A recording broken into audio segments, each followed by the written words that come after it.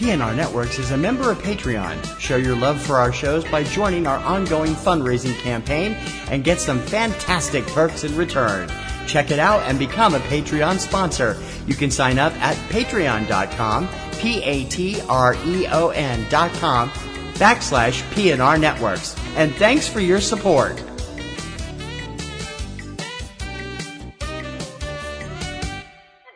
This podcast is a member of the Blueberry Network. Blueberry. No E's.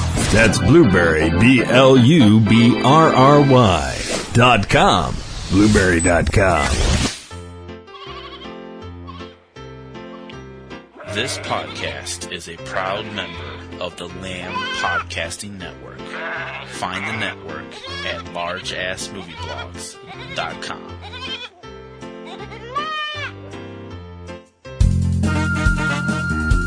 It's Kim versus TC in the battle of the lists.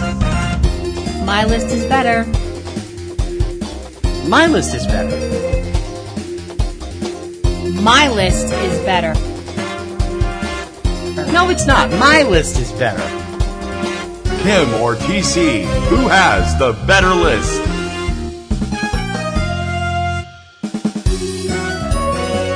From Subject Cinema, this is Front Row 5 and 10 with Kim Brown and TC Kirkham.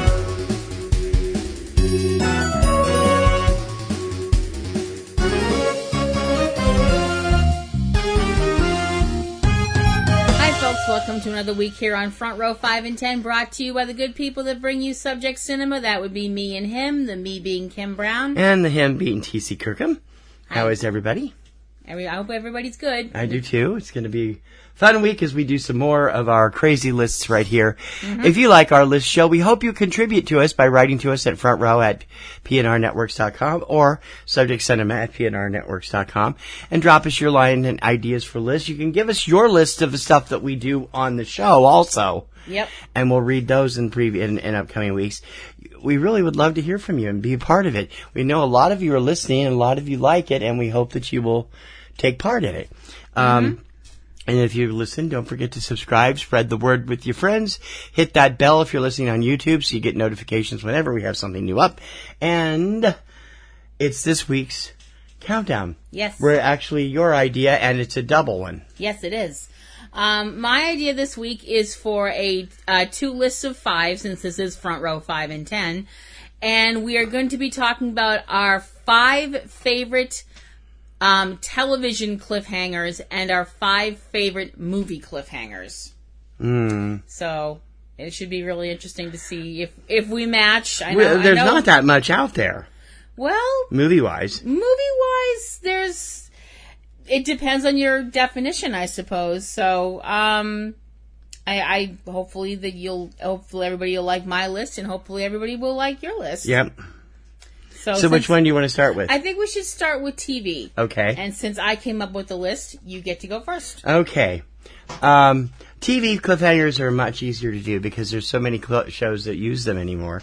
Although I haven't got anything terribly recent on my list. They go way back, most of them, the classics. Actually, mine really, there's one from a recent show, and that's about it. Well, yeah, I can guess what that's from. I bet you can too. I bet everybody listening can too. So. My number 5 TV cliffhanger is on my list simply because it will never be outdone as a perfect example of trash television. Now, I'm not saying that the show is trash, although it is. Trashy. I wouldn't say it was trash. It's trashy. Okay. It was still enjoyable to watch it.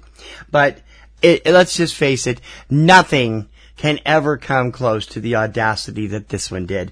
My number 5, the season 5 cliffhanger from Dynasty, otherwise known as the Moldavian Massacre. Mm-hmm.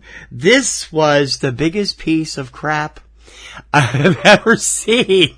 I only started watching Dynasty that season because Michael Praed, who I'd become a big fan of on Robin of Sherwood, had joined the cast, and I wanted to see, and he was the Prince of Moldavia, and of course, coup happened, and that's why this particular massacre happened, in which 10 or 12 gunmen came into a church where Michael was marrying his lovely bride, played by Catherine Oxenberg, and proceeded to open up and fire into the 200 or so guests at the wedding with machine guns.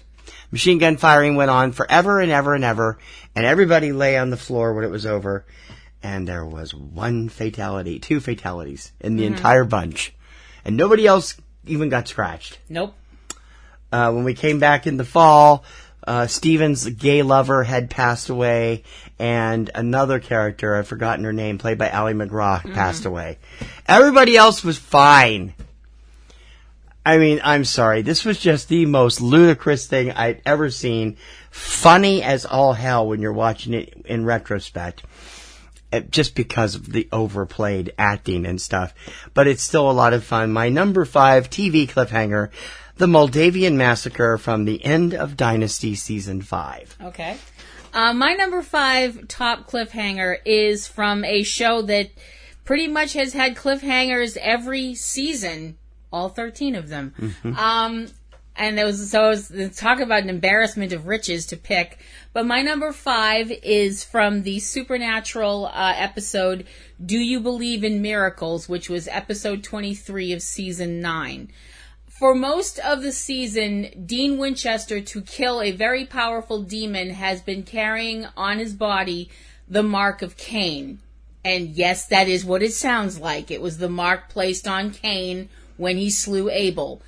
The reason that Dean has this mark on his body is because only the person wielding the first blade, the blade Cain used to kill Abel, can kill this demon.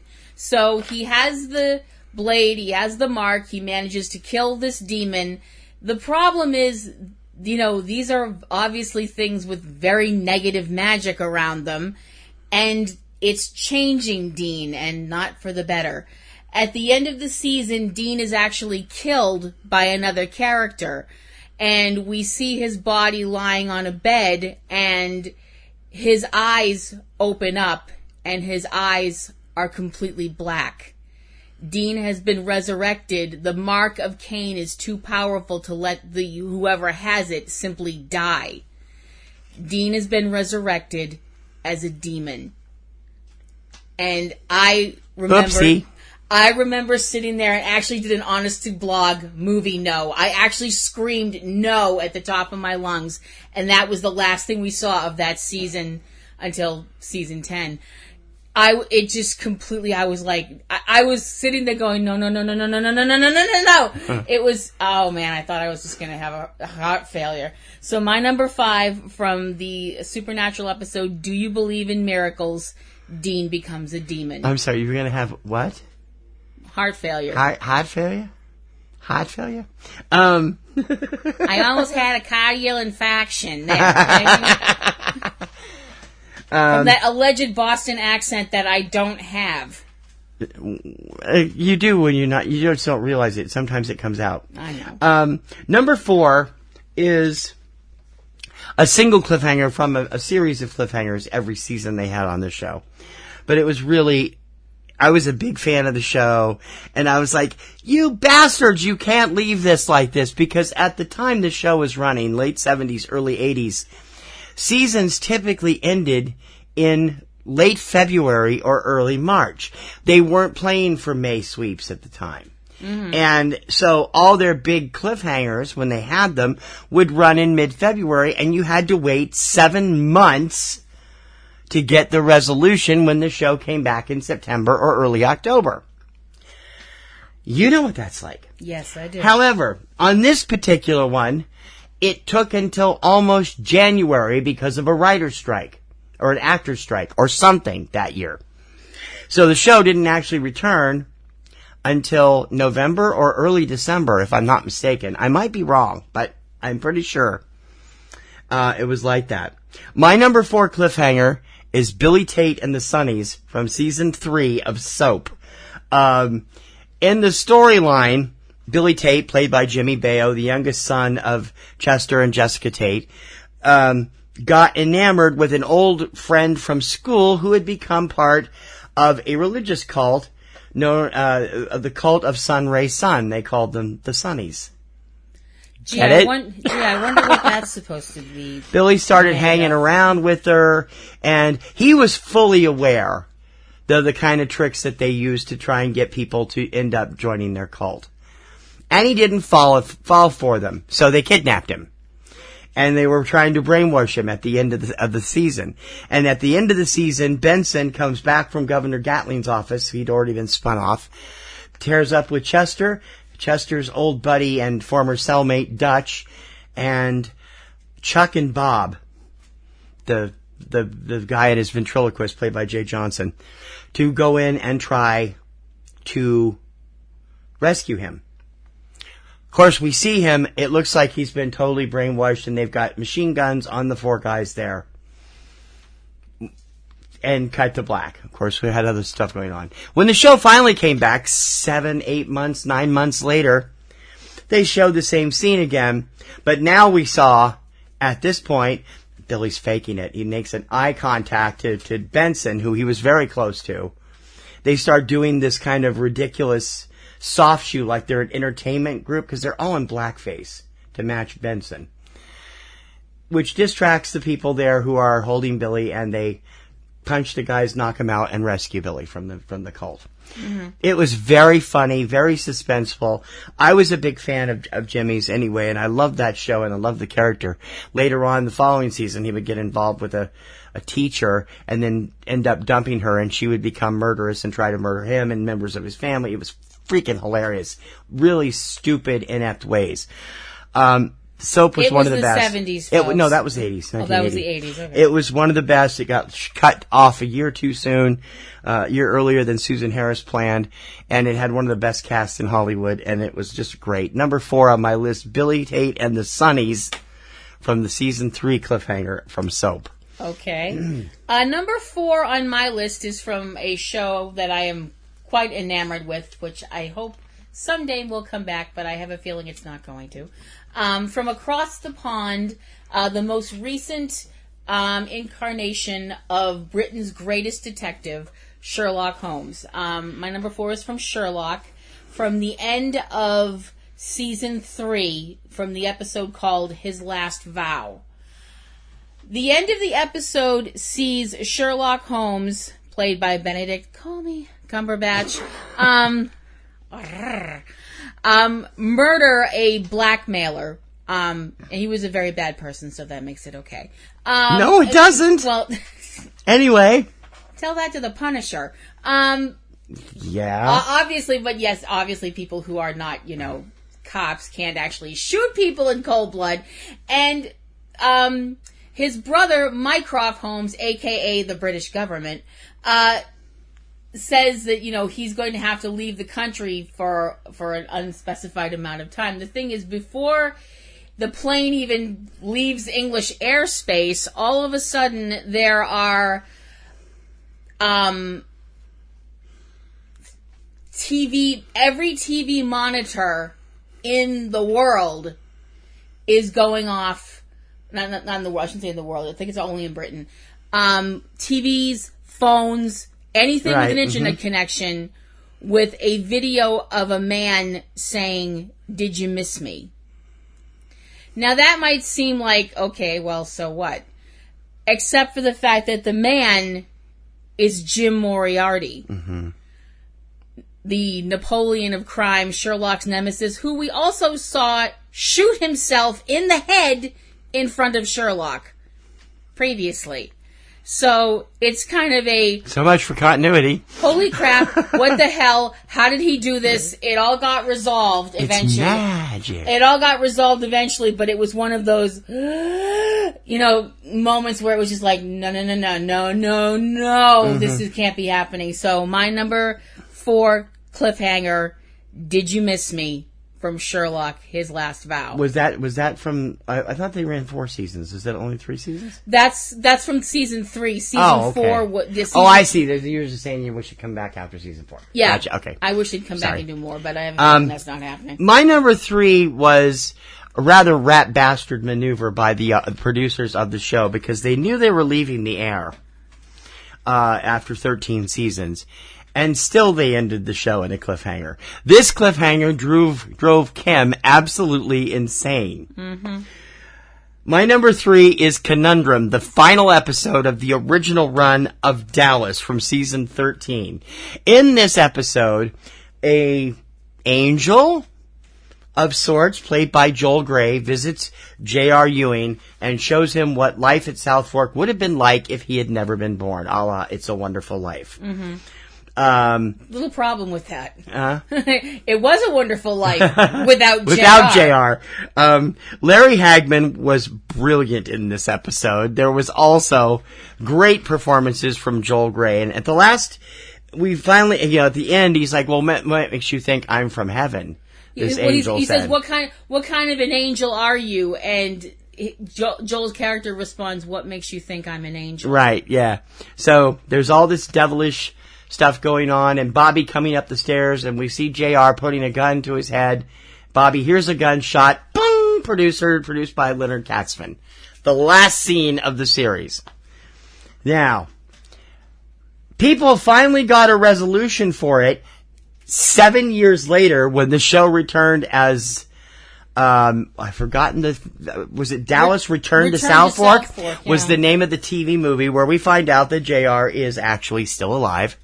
And he shot the mirror. Yeah, he shot the mirror. And of course, so that's 7 years of bad luck. They did two TV movies and to resolve the stuff that had been on the show, and then of course TNT brought it back for 3 seasons in the mid 2000s, only ending when Hagman passed away of ill health. Yeah. Finally, at the age of 89. Because let's be fair, you can't have Dallas without J.R. Ewing. Well, you could have. It just wouldn't have been a success, and they found that out the back half of the 3rd season.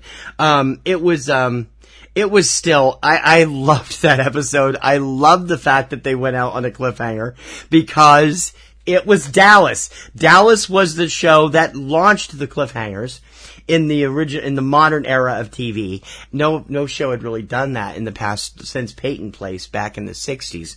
And it was really, just a brilliant move. My number 3, the final episode of Dallas from season 13, Conundrum. Okay. It's kind of ironic because my number 3 is also from Dallas, and it's not the one you just mentioned. Mm-hmm.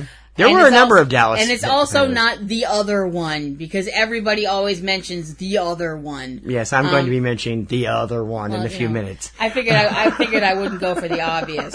My number 3 is from the season 4 cliffhanger of Dallas.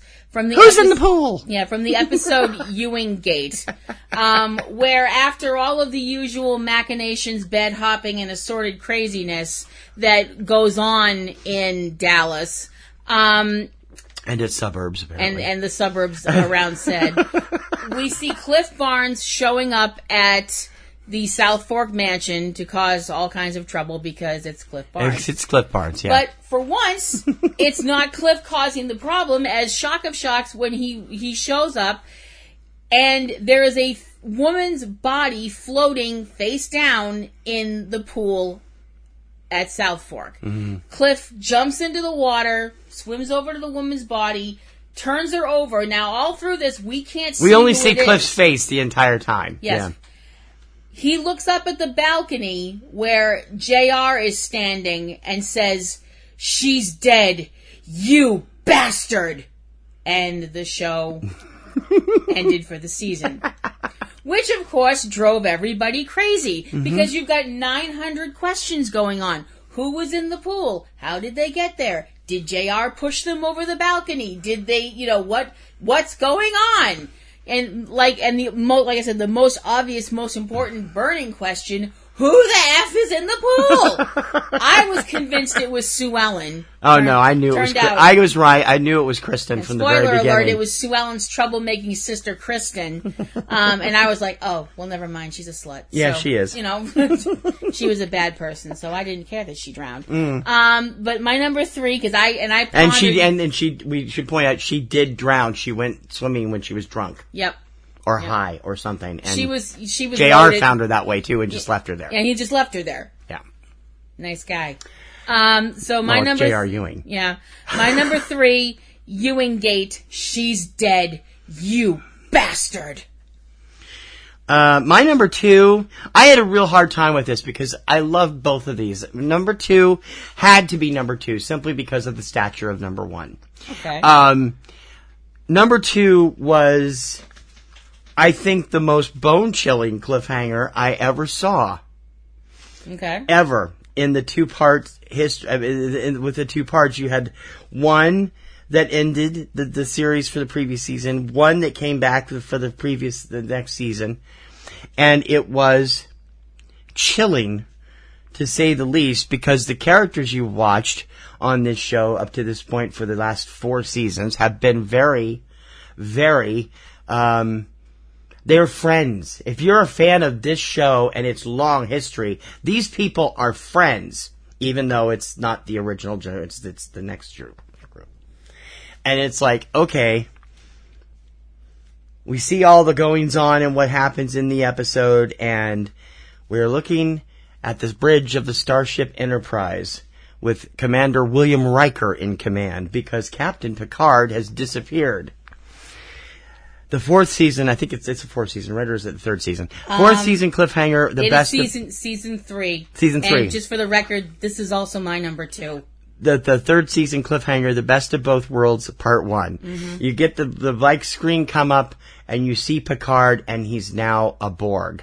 He's now Locutus. I am Locutus of Borg. Oh man, talk about chilling! And then at the end, can I do it? Can I do it? Can I do it? As they're getting ready, they've rallied the entire Federation together with the Enterprise in the lead, and Riker has to do the unthinkable. Mr. Worf, fire.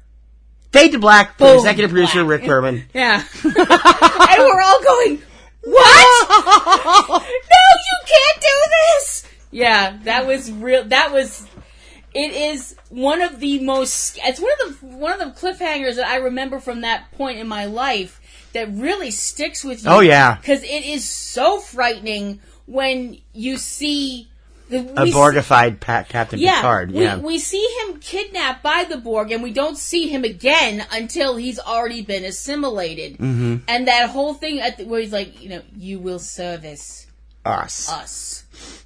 And then there's that real intense close up of Riker's face where he knows that he is ordering possibly the death of his captain, who is also his friend. Because he knows what the consequences will be if the Borg keep going where they're going. Yeah. Of course, we come back in the final fall. It didn't do any good. The attack didn't do any good. They managed to get on and rescue Picard later in the episode. Yeah, but being Star Trek and being the well-written show that it wasn't just, okay, he's not a Borg anymore and everything's fine. He had lasting PTSD from that. He did, yeah. And that's another reason that made Next Gen such a good show. And the reason why the 4th season is still in my book the best season they did. I mean, the following season was just awesome. Even though I do think that Stacey still has not forgiven Ronnie Cox. Ronnie Cox for making Troy wear regulation uniform. Yeah. I don't think she's ever forgiven him for that. Okay, so that's, as I mentioned, that was my number 2. Yeah, and my number 2 as well. Okay. Locutus of Borg from The Best of Both Worlds, Part 1, Star Trek The Next Generation. I've been practicing that whole line for a whole week. Okay. I wanted to get the inflection right. Number 1. My number 1, no. is your number 1. My number 1. So your number, go ahead. Although I think it's the same thing. I don't know. Maybe not. My number 1 is the other one. Nope. Okay. My number 1 is the quintessential cliffhanger. Again, affected by the writer's strike of 1980. We got the cliffhanger in mid-April. The show had longer episodes, and it was on everybody's mind that summer. Yep. You could not get away from the phrase that united America, from music fans to drama fans to people who didn't care about it. You still had people asking, who shot JR? Yep. Dallas's 3rd season cliffhanger, A House Divided. I think pretty much the only people that wouldn't have any answer to that question would be Amish. Yep. Other than that, I think everybody was asking that question. All the crazy things that were going on in Dallas and the show, and JR was working late one night. Somebody came in, he recognized him, then they pulled a gun and shot him. Twice? Three times. They shot 3 times. I don't know if they hit him 3 times or not. And that happened in early mid-April. In January of 1981, 9 months after it was originally asked because of the writer's strike, we finally got the answer to the question. When JR was in episode 4, it was revealed that JR was shot by Kristen. Now there was money. I knew I won money on that. I lost money. I knew it was Kristen. I had friends that swore up and down it was Sue Ellen. Swore up and down it was Cliff Barnes, and a couple of people even said it was Miss Ellie. They had actually shot 6 different endings. One with Barbara Bel Geddes, one with Ken Kercheval, one with Mary Crosby, one with Patrick Duffy, one with Sue Ellen, Linda Gray, and a 6th one with Larry Hagman. I saw that clip. I saw those clips, and I just was dying laughing. Larry's like, does the whole shooting, and the camera comes up, and he's like, "What the hell?" And just walks off, and it's like, okay. At the time this was going on, because of the furor of the writer's strike and the furor around the show, Hagman started throwing his weight around and demanded a huge salary increase. So it was planned that if they couldn't come to a deal, that on the way to the hospital, the ambulance was going to crash, and after the plastic surgery, JR would come out, played by Robert Culp. There was okay, they had him on standby to take over the role. Okay. But Bob and Larry were buddies, so they think they were working the whole system. But you can't replace Larry Hagman. No. Let's be honest. They tried to replace Barbara Bel Geddes when she took time off, left the show with Donna Reed, and it didn't work, and they begged her to come back, and she did. It was just the type of show that you couldn't replace people on. It wasn't a daytime soap. No. And it was hard whenever they did that. It was just the biggest cliffhanger of all time, one of the biggest ratings of all time when it was finally season premiere came along. And it's it's in the Guinness Book of World Records. That's a terrific choice. Number 1, who shot JR from Dallas? My number 1 is kind of more of a personal number 1, simply because it meant a lot to me. Mm-hmm. It's difficult. I'm trying to word this right. My number 1 is from the original series, British science fiction series, The Tomorrow People. Mm-hmm. From season 3, the last serial that they did of the season, because they had self-contained, 2 or 3 part episodes. From the last episodes in the season, The Revenge of Jedekiah.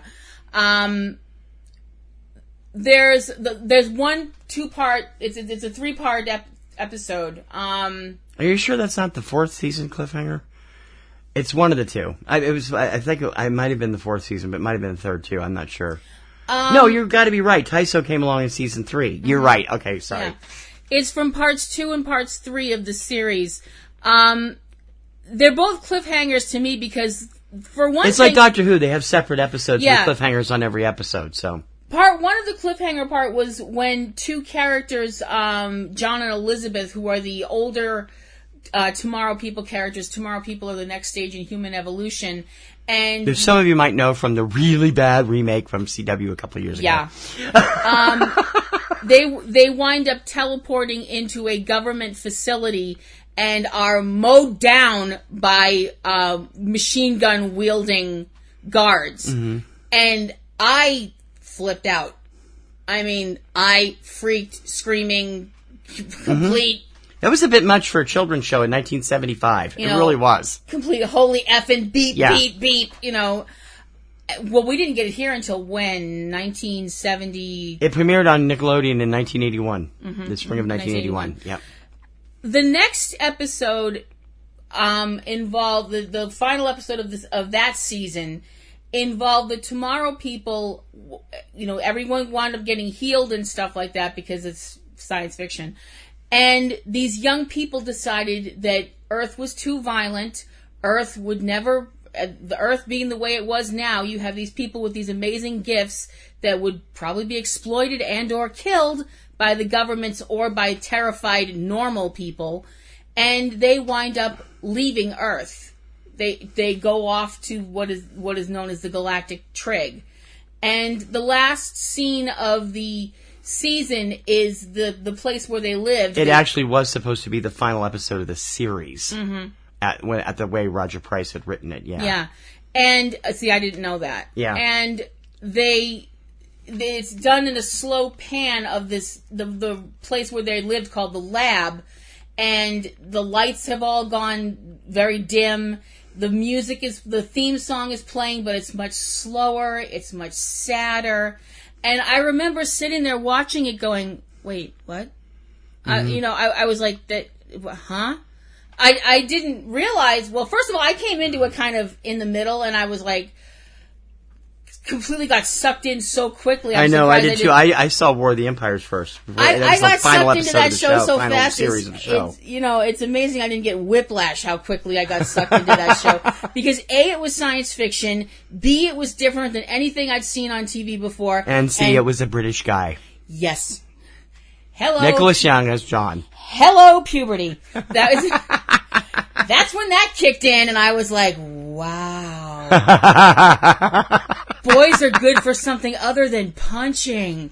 But I remember thinking, this can't end like this. Yeah. They can't. Well, you found out the next day it didn't. Yeah. Well, yeah. I was like, but it really stuck with me. So that's my number one favorite cliffhangers from The Revenge of Jedediah, John and Elizabeth getting shot, and the Tomorrow People leaving Earth. I never even thought of episodic cliffhangers like that. That's true. It didn't even occur to me to do those. I should have, because I would have had a couple of them on here probably. Okay. Top 5 movie cliffhangers. Yes. Why don't you, just because it's another top 5 list, why don't you go ahead and start your own list on this one? My favorite top 5 movie cliffhangers so far. Of all time! I'm not doing this far. Oh, kiss my grits. These are the greatest TV and movie cliffhangers of all time! All right, Mr. Shivani, knock it off. And all the wrestling fans out there who got that joke, you're welcome. My number Ring 5, around the Rosie at PNRNetworks.com. My number 5 favorite cliffhanger. It's really weird because sometimes you have a cliffhanger and it's a favorite cliffhanger even though it makes you suffer. Yeah. Number 5 was like that because I was like, oh, F, please don't end this movie here. Please. My number 5 is from The Hunger Games Mockingjay Part 1. Katniss Everdeen and her intrepid band of rebels have rescued Katniss's friend, Peeta Mellark, from the corrupt government of the Capitol. Now, we're obviously very deep into the Hunger Games world at this point, so I won't... Mockingjay is the final book. Yeah. They rescue Peeta. Now, up till this point, we've seen Peeta on Capitol broadcasts, and Katniss can tell, Peeta isn't in the best of shape. They keep dragging him out, having him talk to the camera, talk to Katniss about surrender and all this stuff like that. But every time you see him, it's very obvious he's much thinner, and there's just something about him that's very off. We find out how off it is when the rescue mission occurs to get him out of the Capitol. He's rescued along with Finnick's girlfriend. Along with Finnick Odair's fiance. Mm-hmm. They're brought back to the up till this point not known about District 13. Katniss is in the room with Peeta, trying to speak to him, trying to get him to rouse himself and stuff like that. Yeah, I don't think you want to use that other word you almost used right there. I caught myself. Thanks for bringing that up. Peeta opens his eyes and looks at Katniss and vaults off the bed with his hands locked around her throat. He is violently... I don't even think he's trying to strangle her so much as he's trying to pull her head off. Yeah. It is extremely graphic, and another guard bashes him in the head to get him off of her because the damage he does is serious. I mean, you can see the broken blood vessels in her eyes. Yeah. I mean, it's like, oh my gosh. This is where the movie... I was like, if the movie ends with... I would have been upset if it If the movie ends with him getting knocked out, I will throw something. There's a little more after that, but that's the cliffhanger point for me. The whole thing where he attacks Katniss. I was like, I can't. It's one of those things where it's like, oh my gosh, that was so awesome and amazing, and my heart, and I can't. I need to sit down. Oh, I am sitting down. I need to lie down. So my number 5, The Hunger Games. But that's not really a cliffhanger. Well, it's a cliffhanger with what's going on around the whole thing with District 13 being attacked and everything else. Okay, but I mean, it wasn't a true cliffhanger at the end of the film. Okay, all right. But it's the start of the cliffhanger. It's the start of the cliffhanger, yes. A brainwashed Peeta attacking Katniss. My number 5, and this is kind of one of those cliffhangers that you kind of know because you're expecting it. You know it's going to be a multi-part movie, and you know they've got to end it somewhere. And they picked a really good place to end it. It was just, all the action that had just happened in the past, 3 hours was like out there, and we get to see the different parties split up into different groups and how it's going to go for the second movie. My number 5 movie cliffhanger is The Lord of the Rings, The Fellowship of the Ring. At this point, Boromir has given his life to save Merry and Pippin, sorry.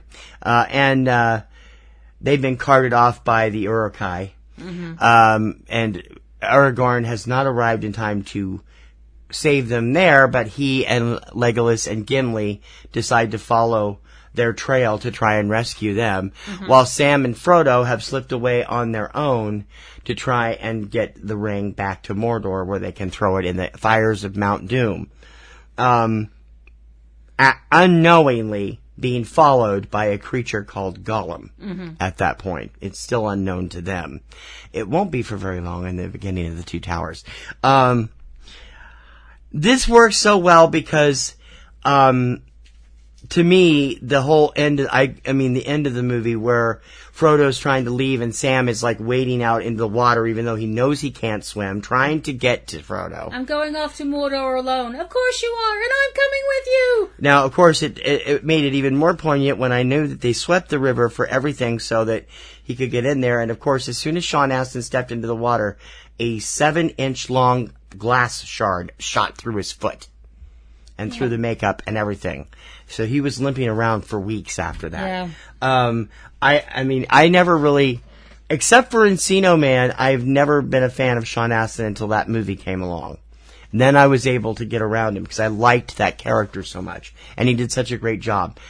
And it would lead into more stuff in the next movie. Number 5, The Lord of the Rings, Fellowship of the Ring. Okay. My number 4 favorite cliffhanger. This isn't a cliffhanger in the, nail biting up to your hands, freaking out kind of thing. You know there's going to be a resolution, but you're really not sure what it's going to be. Good God, I thought you were going to say you knew there was going to be a Renesmee. I'm thinking you're talking about a Twilight movie? Bite your tongue. Ah! No, my number 4 is Star Trek II, The Wrath of Khan. Spock has given his life to save the ship. They hold the funeral on the ship with Scotty playing Amazing Grace on the bagpipes, which I totally want done at my funeral. And they jettison the torpedo tube that his body is in, and it sails out of the ship and sails into space, and we see it on the Genesis planet, the planet that has been created literally from nothing by the Genesis device earlier on in the film. And we're all sitting there going, what's going to happen?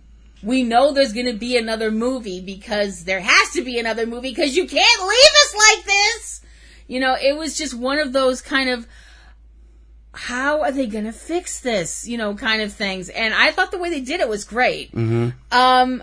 But it was a low-key cliffhanger. It wasn't a cliffhanger. You don't consider that a cliffhanger? No, because they had no idea what they were going to do for Star Trek 3 at the time they filmed this first movie. It ended up being a cliffhanger, just like the one in Star Trek 3. But it wasn't technically a cliffhanger, although it served as one in the long run, because they ended up doing the trilogy. Yeah. See, I had assumed they had already planned the whole thing, but I guess not. No, they had no idea. Okay. Leonard Nimoy was planning to leave, and then he changed his mind. Oh. So there you go. So my number 4, what I consider a cliffhanger, Star Trek II, The Wrath of Khan, Spock's death. No, I agree that it's a cliffhanger. It just didn't become one until after the fact. Yeah. Okay. My number 4 is the other movie. Okay. When we last left our intrepid people who are part of the Fellowship of the Ring, Frodo and Sam were finally leaving the custody of Faramir, who finally came to his senses and said, I have to let them do what they need to do, no matter how much my father wants that ring. Yeah. There were other things going on around it, too. Of course, Legolas and Aragorn and Gimli were off on their thing, and Merry and Pippin were off with the Ents at that point, weren't they? They were trying to get... They're attacking Isengard. Gandalf the Grey has become Gandalf the White. Yeah, and they were trying to take on Saruman and Isengard. It was an incredibly well-planned cliffhanger, and again, low-key, because we all knew, Peter Jackson didn't do a recap at the beginning of Lord of the Rings, The Two Towers, just picked up right where it left off, and moved forward from there. He trusted his fans to do that, and he did the same thing with The Two Towers. I just like the way he does these. They're very well-spaced, and I think that everything works out well for them, because then you can see them. If you were to cut the closing and opening credits off each movie and splice them together, they'd be one long, continuous movie without any problem of, openings and stuff, except in... You wouldn't need backstory or anything like that. That's why they work. Number 4, The Lord of the Rings, The Two Towers. Okay. Number 3 on my list definitely qualifies as not only a cliffhanger, but a punch in the face to the audience, because we're all going, what the hell? My number 3 is from Pirates of the Caribbean, Dead Man's Chest. Now, by the end of the movie... That's number 4, right? No. It's the second one. Second one, okay. Yeah. I can't keep them all straight. There's been too many Pirates movies. I can't keep them all straight. By the end of the film, everything's gone terribly wrong. And... it seems like the bad guys are going to get away with everything. Davy Jones is running amok. Jack Sparrow willingly throws himself into the mouth of the Kraken to be doomed to Davy Jones's locker. And our heroes, who's left of them, Will and Elizabeth and everybody like that, they're all feeling pretty down. Until they meet with Tia Dalma, a rather weird witchy lady, who says that she's been able to get some help for them, someone to help them, someone from the other side.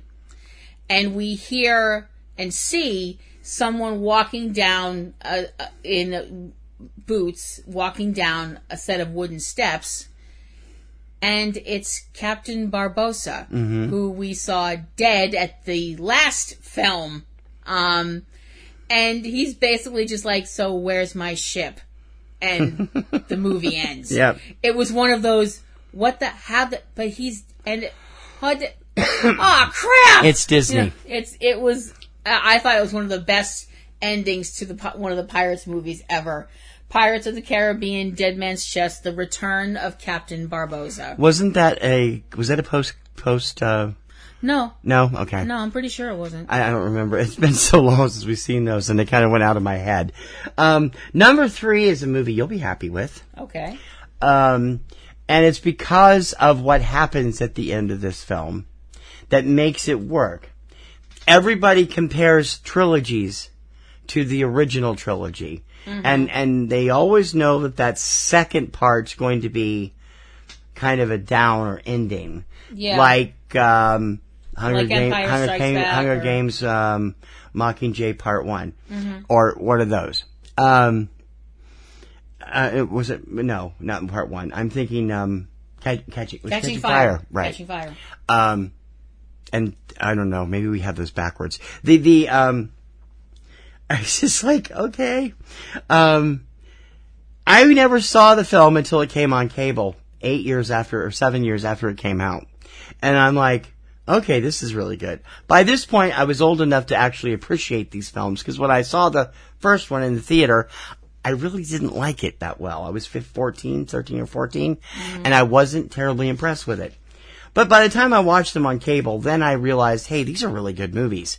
I'm still not the fanatic that Kim is, and I'm definitely not the super fanatic that our friend Stacy is, but I enjoy the Star Wars films. And number 2, Empire Strikes Back, technically number 5, has the best cliffhangers in the world. You have the whole revelation of Darth Vader's parentage to Luke Skywalker. You have Han Solo getting encased in carbonite. You have all these other little things going on around the Empire, and you realize, oh my God, is this ever going to work out? Yep. It's a great cliffhanger, and it just it breaks your heart because you're like, oh God, how are we ever going to get out of this? Well, they did. It was called Return of the Jedi. Yeah. Number 3, The Empire Strikes Back. Okay, number 2 is the most recent cliffhanger on my list, and I had to put it here. Avengers Infinity War Part 1. Which is not technically a cliffhanger, but we know it is because it's coming out with a Part 2. We know it's one of those type of cliffhangers. It's one of the cliffhangers where you're just sitting there going, I'm sorry, by the end of that movie, I was just like, hold me. Please, somebody hold me. Anybody hold me. I don't care at this point. You were too pissed off. So you weren't going to hold me. But I was just irritated with it. The Marvel Universe in general has been pissing me off for about 18 months now. Anyway, except for Doctor Strange. The whole thing with the fact that by the end of Avengers Infinity War, the unthinkable has actually happened. And Thanos, the Mad Titan, is in possession of all of the Infinity Stones. And what Gamora said was going to happen, happened. Thanos snapped his fingers, and half of the people in the universe disappeared. We saw people losing family members. We saw people losing friends. We saw people losing loved ones. It just ripped me to pieces. And just at the point when I was like, I don't think I can take any more of this, Mr. Stark, I don't feel so good. And I don't want to go. And by this point, I am a sobbing, crying, snot-covered, tear-filled. Ew! Completely. Thank you for that. I was a mess. And by the end of this movie, I was like, you can't end it here. No, I want the other part to come out now, because if this doesn't get resolved in the next 5 seconds, I'm going to have an aneurysm! Melodramatic much? Sorry. You had that coming. Woman, estrogen, boobs, feelings, can't help it. It's just, that was the cliffhanger. That was the cliffhanger that was, I think, probably the most gut-wrenching, don't talk to me for a week because I'm going to just be a complete mess. And I was.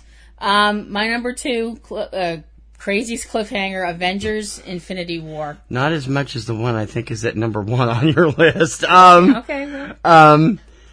My number 2 is the best cliffhanger in the entire universe for this film. Okay. And it's beautifully shot, almost completely silent except for the music. And it is just like one of those things that is so perfect, the close of a movie you know is going to have at least 2 sequels coming up. It was brilliant. If they'd ended the first series of movies this way, it would have even been a bigger success than it was over the years. My number 2, Star Wars, The Force Awakens. The final shots of Rey walking up that beautiful island and attempting to hand over that lightsaber to the missing Luke Skywalker, and the aerial shot comes around them from the drones as they look at each other, and then you get the music and the credits roll up. I'm like, that was brilliant, absolutely brilliant. Now I'm making myself cough. Best cliffhanger in the entire Star Wars series ever so far. Okay. I just loved the look, the scope, the feel of that one scene, and it was the only scene we see Luke in the entire film, and it's really, really spectacular. And before anybody asks, yes, I did burst into tears. Number 2, Star Wars: The Force Awakens. Okay. My number 1 favorite movie cliffhanger. This was a great cliffhanger, even though it drove the crowd around us absolutely mental. My number 1 favorite cliffhanger in a movie, The Hobbit, The Desolation of Smaug. Oh, okay. I forgot about that one. Yeah, that's true. You're kidding? No. Okay. This is one... I didn't like the Hobbit movies like you did. I liked them, but I didn't love them the way I did Lord of the Rings. I know. I'm telling the listeners that. No, Not just you. No, I know. Well, I enjoyed the Hobbit movies. I thought they were really interesting. The second one was really good. That one was really good. Yeah. And the end of that movie where you're just like, what? No. And it's not a no because it's a bad ending. It's an end that you're acting that way because it's a great ending and you don't want it to end. By the end of the film, the company of dwarves and Bilbo have made it into they're trying to reclaim their lost home of Erebor, and the reason it was lost is because a dragon showed up and kicked all the dwarves out. It doesn't hurt that the dragon is voiced by Benedict Cumberbatch. No. That caused a lot of conflicting things. I'm sure it did. Well, it's called interspecies romance. Thank you. No, I'm just kidding. Ew. That's a joke. That's a joke. That's a joke. Ew. That's a joke. Anyway, so we've had a couple of skirmishes between the dwarves and Smaug, and the dwarves come up with this really great idea that they're going to try and kill Smaug by tricking him into falling into a vat of melted gold. It'll burn him, and that'll be that. So he falls in, and for a minute, everything's quiet, and then it's like, bloosh. And now you've got a completely covered with gold, severely pissed off dragon, who decides that, well, screw burning you little guys, I'm going to go take it out on the people of Lake Town, who obviously helped you to get back up here. And we see him fly out of the mountain at full rage, bearing down on this helpless town of humans, and you know they're going to get crushed. The camera pans back to a horrified Bilbo, who whispers, "What have we done?" Boom. End of the movie. And everybody around us in the theater... It wasn't really a whisper, but yeah, okay. But it was this horrified, very soft sounding voice. Everybody around us was going, what the... What? They can't blank and end it there? Blah, blah, blah, blah. Now me, once I got my heart beating again, I thought it was a great ending. I did too. It was awesome. I mean, once I got my heart beating and picked my jaw up off the floor, I was like, well, that was awesome. I need to go lie down. Of course you do. Because it was so stressful. But I thought it was an amazing cliffhanger. Mm-hmm. Perfect way to end the movie. My number 1 favorite movie cliffhanger, The Hobbit, The Desolation of Smaug. What have we done? My number 1 movie cliffhanger of all time.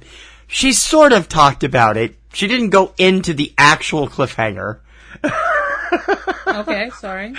My number 1 is The Hunger Games Mockingjay Part 1. Okay. She stops about 5 minutes before the actual cliffhanger. After PETA has attacked Katniss, and Katniss is now awake. It's been several days since she was knocked out. She comes to and she wants to see PETA, and they basically say it's not a really good idea, but she insists. So they take him into the medical area at District 13, and slowly the camera pans up, and we see PETA. He is going insane, strapped to a table, unable to move. He's gone completely loco because of the brainwashing they've done. And her look of horror at this, cut to black. That's the cliffhanger. Okay. The second cut to black.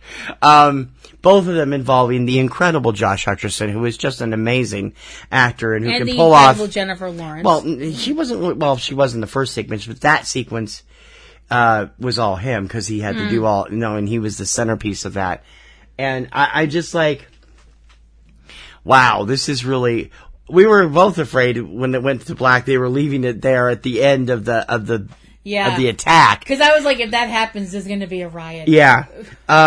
And they didn't. It took another 5-7 minutes to get to the end of it with that. But they picked a good place. That was a good ending place for it. And of course, in Mockingjay Part 2, he comes. They help him get back to normal, or as close as he'll ever be. He's never going to be completely normal again. And craziness ensues, and they end up becoming the victors at the end. If you haven't seen or read the books or seen the movies. But I love that, and I love the performances. And I'm not trying to disparage yours, because that's a good scene, but it's not a cliffhanger. Okay. My number one, the actual cliffhanger from Mockingjay Part 1, The Hunger Games. Okay, all right. Let's recap. Okay, do you want me to start? Yeah, you do the cliffhangers on TV first, because I mean, I did the other one first. My favorite TV cliffhanger is from 5 to 1. Supernatural, Do You Believe in Miracles? Dean Becomes a Demon. Number 4, Sherlock, His Last Vow, Did You Miss Me? Number 3, Dallas, Ewing Gate, Who's in the Pool? Number 2, Star Trek, The Next Generation, The Best of Both Worlds, Part 1. And number 1, The Tomorrow People, The Revenge of Jedediah, John and Elizabeth are shot, and the Tomorrow People leave Earth. My top 5 TV cliffhangers. Number 5, The Moldavian Massacre from Dynasty Season 5, sorry. Number 4, Billy Tate and the Sunnies from Soap Season 3. Number 3, Conundrum, the series finale of Dallas from Season 13. Number 2, Locutus of Borg from Star Trek The Next Generation, The Best of Both Worlds Part 1. And number 1, the granddaddy of them all, Who Shot JR, from the Season 3 cliffhanger on Dallas, A House Divided. Okay. My top 5 movie cliffhangers. My number 5, The Lord of the Rings, The Fellowship of the Ring. Number 4, The Lord of the Rings, The Two Towers. Number 3, The Empire Strikes Back. I know, it should be Star Wars, The Empire Strikes Back. I wasn't going to do that. You yell at me every time I do it, so I didn't do it. Number 2, Star Wars, The Force Awakens. And number 1, The Hunger Games, Mockingjay Part 1. Okay. My top 5 favorite movie cliffhangers: The Hunger Games, Mockingjay Part 1. Number 4, Star Trek 2, The Wrath of Khan. Number 3, The Pirates of the Caribbean, Dead Man's Chest. Number 2, Avengers Infinity War, Part 1. And number 1, favorite movie cliffhanger, The Hobbit, The Desolation of Smaug. That I actually did forget about the Hobbit movie. That I loved that cliffhanger too. I probably would have put that on in place of the Two Towers. If I remember everyone around us was howling. Oh yeah, I mean, is that the one we saw in IMAX? Yeah. Oh, okay. That was the one we saw that the film moves like super crazy fast or whatever. We didn't go to that one. We saw it in IMAX. Oh. We decided not to do the 180. Oh, that's right. Yeah. And we saw it in town. Yeah, we saw it at AMC IMAX. It was fun. It was a great deal of fun. All this cliffhanger stuff, and they're all kind of crazy. And cliffhangers are around all the time. So we'd love to hear your favorite cliffhangers from movie and TV. Write to us at PNRNetworks at front row PNRNetworks.com or Subject Cinema at PNRNetworks.com. You send us your own list idea for us to do on the show. We'll give you a prize if we use it, and we'll read your mail if you want to send us your lists of any lists we've done. Next week, my choice. Your choice. We haven't done this before, and I thought it would be fun. Okay. Thinking back in over 80 years of history, it is time to go on the record and pick your top 10 all-time favorite television theme songs. They can be hit singles, they can be show only, they can be vocal, instrumental. They really should be originals, not like classical music or something used for it. But if it's an original recording, yeah, that's cool too. Whatever you want to do. Does it have to be a show you watched? No. You have to be familiar with the theme song and how it looks on the credits, basically. Right, okay. All right. But I mean, you don't have to be a big fan of the show. It's the theme that you like. Okay. Okay? Mm-hmm. This is going to take a lot because there's like 80 years of television to go through. And you can pick daytime, cable, primetime, late night, anything that's been a series on television. Cartoons? As long as it was made for television. Fine. Or the theme was made for television. Deal. You can do whatever you like to do. Top 10 all-time favorite TV theme songs. I'll be the first to admit I'll probably have a short list of like 60 of them. So I'm a theme fanatic. So, and a lot of mine are not from shows that most people know. I love a lot of the obscure songs from stuff here and there, you know? Yeah, that'll be fun. What do you mean? No, it'll be an interesting list. It's going because I'm going to try and put together starting next week. I'm not going to be sure if I'm going to get it up this week or not. Starting next week, I'm going to try and start putting together a little video for our YouTube channel of our top 10s each week for this show. We're going to call it Front Row Video, and it'll be part of the Front Row feed on YouTube. And I plan to have it up on Saturday or Sunday every week when it starts. Not going to be sure when it's going to start, but probably in the next couple of weeks. And it'll be just a short one because you can only use short clips, so it'll probably be 3 or 4 minutes tops. Okay. But it'll be fun to do. Especially with the music ones, because then you can actually hear or see snippets of it. So long as I don't get hit by the orchard again. Which is such a pain in the ass, that they're nothing but copyright trolls. Anyway, she's already jotting down a whole bunch of them. Oh, yeah. And these have to be actual themes. They can't be just a song that gets used. They have to, it can be a song that is used, for example, it can be a song that is a previous song that's used as the theme song for a television show if it's been re-recorded for the show, like Thank You for Being a Friend from the Golden Girls, which was a hit for Andrew Gold like 7 years earlier. Okay. Or it can be an original song written for a movie like cartoons if the song was original for the television show. Fine. Okay? Gotcha. But you can't use Looney Tunes or Merry Melodies because those are out. But you can use the Bugs Bunny Roadrunner theme or something like that. That would count. It's going to be very subjective anyway. But like you could use the theme from Animaniacs, but you couldn't use a song that was used in Animaniacs. Right, you're looking for the main. You're looking for the main theme. Got it. Like Animaniacs would be fine, but the only exception to that is Pinky and the Brain because it got spun off. Right. No, I got you. You can't use like the crankiest, Slappy or one of those because that's not the main theme. No, I got it. All right. Oh my Lord. We have lots of other shows and sites out there that we hope that you'll take a listen to. Subject Cinema every week. We have our brand new season starting season 13 this coming Sunday. We're going to start 5 weeks of coverage of the Boston Film Festivals from the spring. A couple months late because of my mom's passing and we didn't get it done in May. And a lot of great stuff there and lots of great reviews coming up. Lots of great coming movies coming up. We'll have reviews of current movies too. And we hope you'll check that out every Sunday at subjectcinema.com. Don't forget about Subject Cinema's mini-series each week also. 3-Minute Weekend on Friday brings you the lowdown on all the films hitting U.S. theaters and art houses. And Tuesday Digidex on Tuesday brings you all the latest DVD, home video, and streaming releases, as well as, when it's applicable, new Netflix and Amazon Prime stuff. Yep. So keep a look at that on Tuesdays and Saturdays, or Fridays. I have a couple of mini shows. Platinum Rose's Garden. Those aren't mini shows. Those are maxi shows. Well, mini shows are like 5-10 minutes. Well, I have a couple of solo shows. Yeah, solo shows. Platinum Rose's Garden is done for the season. It is my supernatural podcast, but you can go back and listen to the shows from the past season and previous seasons with my episode reviews, my take on certain characters, and just my own sparkling wit.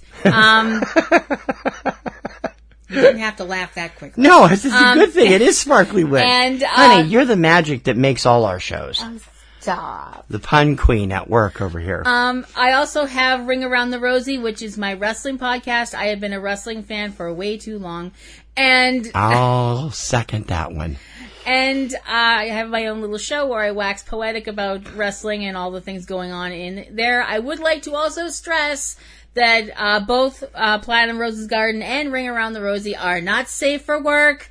Ring Around the Rosie will be debuting a brand new sound and website next week. Yes. And they're also not safe if you have delicate sensibilities, because I swear like a trucker. Yay, First Amendment! Kim loves to drop the F-bomb out every now and then. Yes, I don't let her do it on our PG shows. Yes, I do. I do. My solo show, The Kirkham Report, is a video-only show available on YouTube. It will finally premiere this weekend, after having its Eurovision episode completely crapped out by copyright issues on YouTube. Even though I fought against it, I lost. I should have won. Everybody that I showed it to says I should have won, but I lost. So we're going to be doing a little bit different format, but the new ones should premiere this weekend. And Catastrophe Vortex, my disaster film show, will be back on July 9th with a new format, new sound, and a little bit different stuff, and a companion show coming this fall. Plus, we've got Comic Grotto and Aunt B's Nerd Grotto from Anthony Lamberti over at comicgrotto.com. The Aunt B show is now available on the website at comicgrotto.com. And you could also get it on YouTube by looking up the name. And we also have Eric and Valerie Lyon. They're taking a break right now with Cavebabble. They've been taking some time off trying to reevaluate what they want to do. But they will be back in the near future with brand new episodes. And in the meantime, they've got 10 years of hilarious stuff with both them as well as their daughters Amber and Courtney and some of the earlier shows, and they're a riot, particularly Cavebabble Eats Odd Things and the Travelogue shows, which Eric always pieces together with some really unique music. And that's available at cavebabble.com. Yep. I'm leaving something out. Manhattan Hammerdown As It Happened, our first original production, is available at manhattanhammerdown.com. It is our 10th anniversary Cloverfield tribute. And later this summer, we will be making an announcement about the PNR Productions' brand new second dramatic production coming this October. Yep. You can also check us out over on Twitter if you're so inclined. You can follow me at PlatinumRoseLady at Twitter.com. And I'm eCinemaOne and eCinemaBoston TC. I'm usually on the Boston ID, but I do follow both of them.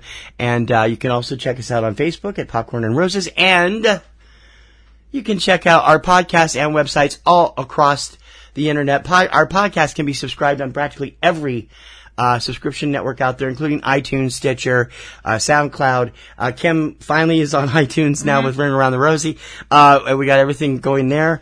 And don't forget to check out eCinemaOne.com, eCinemaBoston.com, PlatinumRosesGarden.com, TheKirkhamReport.com, PlanetBM.com for Planet BiblioMusica, and more. You can get links to all of our shows and sites right on any website and at PNRNetworks.com as of this weekend when the new revamped site there rolls out too. Until next week when we will count down our all-time favorite television theme songs. I'm T.C. Kirkham. I'm Kim Brown, and we hope we can count on you to come back next week and count up another list with us here on Front Row 5 and 10. Count on it!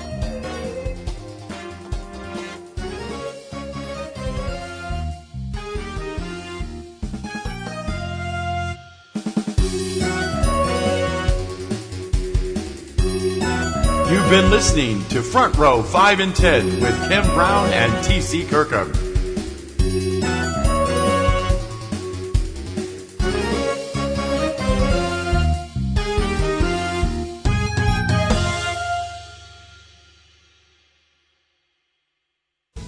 Podcasting's choice.